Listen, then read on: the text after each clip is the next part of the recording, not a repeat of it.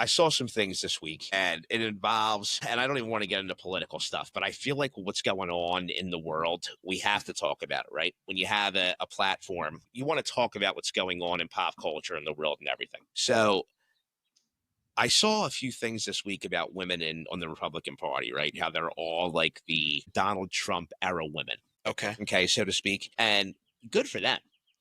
I'm starting to actually like some things that he says, starting to understand where he's coming from. But that extreme right side kind of always tells you how to live, right? They're very religious. They tell you how you should live your life. Oh, you're not married, you don't have kids, you're not living the right way. You know what I mean? Right? Yeah. So there's 4 Republican women who are very high up in Trump's inner circle. Lauren Boebert, Marjorie Taylor Greene, Pam Bondi, and Kristi Noem. All right. Pam Bondi hasn't been married. She got divorced, hasn't been married in like 10 years, 15 years. Lauren Boebert's divorced. Marjorie Taylor Greene's divorced. Kristi Noem got caught having an affair with somebody from the Trump campaign. But then these women tell us how we should live our lives. Is this not insane? Hold on now. Let's call a spade a spade.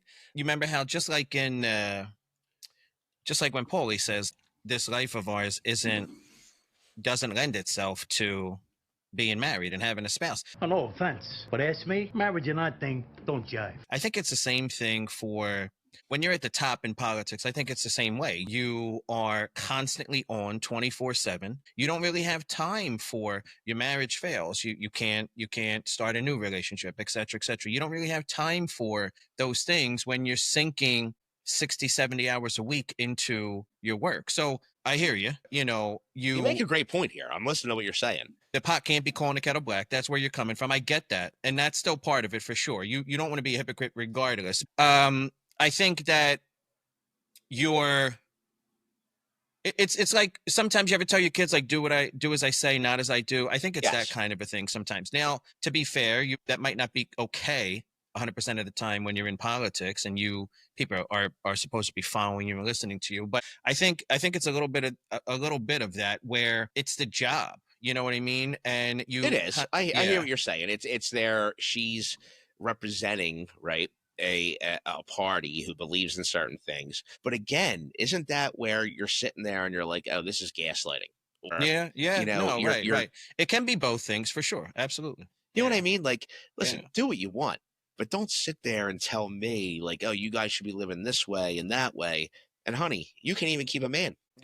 You're telling us how to live, but you can't even keep a man. And then this other broad, Nancy Mace from South Carolina. Okay. She's obsessed. I would consider her far right. Maybe she's not, but I would consider her far right. She's obsessed with transgender culture and all that stuff. And you know what? People have very strong views on it, and everybody has the right to have those views. All right. I got to tell you something.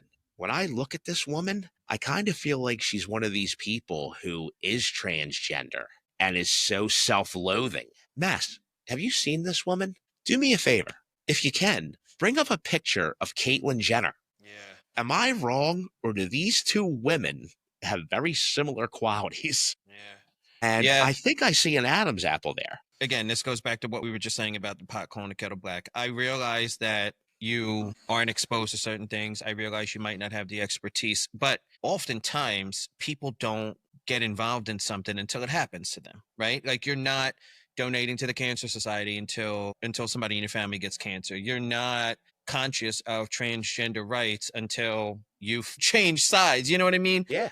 So I don't know if that's a little bit hypocrite or a little bit just, this wasn't in my world until now, and now I care about it. Now I'm focused on it. Now I want to do something about it. But that's such a dicey subject, especially in a political role. You know what I mean? No, I agree. But so I feel like some of these people sometimes in these, when they become advocates, right? Sometimes it's because they're actually the person they're advocating for. Right. Right. And they've been in the closet or shut in for so long. Right. And they don't want to come out. They don't want to express their feelings who they really are. But that's their way of being kind of self-deprecating, right? They're getting their point across. Yes, they say, you know what, these transgender, these gays, whatever, oh, you know what, they're assholes, they're this. Meanwhile, the person saying that is gay all the time or transgender all the time.